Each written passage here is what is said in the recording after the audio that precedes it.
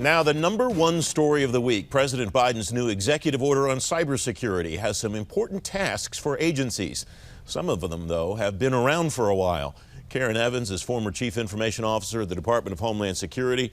Tony Scott is CEO of the TonyScottGroup. They are both former federal Chief Information Officers. Friends, welcome. Thanks for coming on the program today. Karen, you first. What do you think are the most important elements of this EO? I'm going to skip over some of the most obvious ones. The one that really stuck out to me was the software bill of materials for the software build for software products. I think that that's really important. The timelines in that seem short, but that is really critical, and that's a huge lesson learned from the SolarWinds attack. What are the timelines that you think are so short, Karen? Well, within 120 days, 180 days, they're supposed to have some of the guidelines out from the Commerce Department, but they're also supposed to have minimum requirements laid out within 90 days. So I know that they've thought about this, but the vendors are going to have to be able to make sure that they can respond to this because this is critical. And what goes hand in hand with this is also in the definitions where it says that they're going to define what critical software is.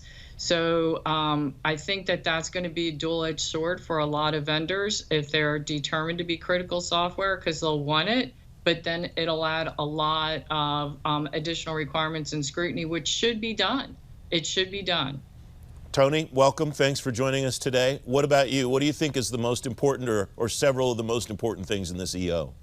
Well, I really like the review board idea that sets up a NTSB-like review board, both government people and civilian members. I think that can go a long way to, providing a broad scale look at the problems that we have in cybersecurity and then come up with recommendations. And I also presume that that board will have some investigative power like NTSB does. And that's been missing in terms of the total view of where we're at on cybersecurity. That is a new element of this, Tony. What else here do you see as new, and what of it is things that agencies should have already been doing and maybe didn't, and now have timelines to comply with? Well, I think, there's been a lot of guidance over the years from OMB and from other places, CISA and so on. And I think this helps pull it all together. NIST in the frameworks are great, but we really need to have this more comprehensive view of the set of problems that we're facing. And I also like, by the way, the labeling for consumer products as well. I think that's a good step in the right direction.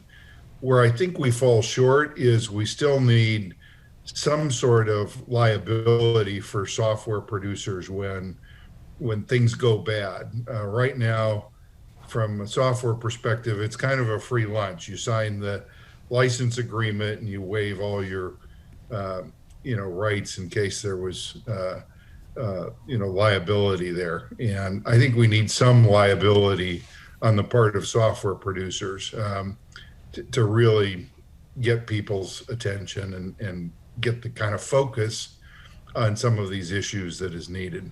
Karen, Tony referenced guidance and the NIST frameworks and so on. Both of you have issued your fair shares of guidance over time. Do you see anything here that changes the guidance to as close as we get on the civilian side of the government to orders, Karen? Or is this more guidance and compliance that agencies may or may not decide they need to get to? I think the order is pretty clear, as Tony said, trying to bring in a lot of the frameworks, a lot of the guidance. This order is pretty prescriptive for an executive order with the deadlines. It also brings in a place and ties together the new roles and new responsibilities for CISA so that agencies can't necessarily decide, I'm not going to participate. Because the way that works here, when you were asking, there's some things that we've done and why haven't the agencies done those yet? I was still kind of surprised about data at rest encryption and data encryption overall. And I was surprised when I was back in on some of the implementation of where agencies are. But this is making agencies, if you do not meet with these requirements, like you have to report in.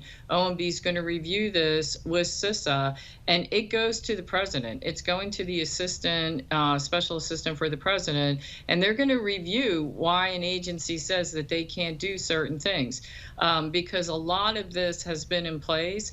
A lot of it is investment over time. And just because you have a reason, or you're saying, well, I have a legacy system, or I have this, or I have that, this really kind of takes a lot of that out of it, because you're going to have to stand and be accountable for the decisions you make. And I think that that's really good. Tony, about 30 seconds left, and I apologize for this question with this short period of time. You mentioned liability. Is it possible for the pendulum to swing too far that direction, Tony, that it becomes difficult for companies to want to do business with the government? Well, I think my comment is aimed more in general, not just for government software. There's product liability in every space. If you buy a car and it has a defect, there's product liability. If you buy a simple electric appliance, there's product liability. There isn't for software today, and that's the issue I'm really aiming at there. Tony Scott, Karen Evans, terrific insight. Thanks for joining me today. I appreciate it. Thank you, Francis.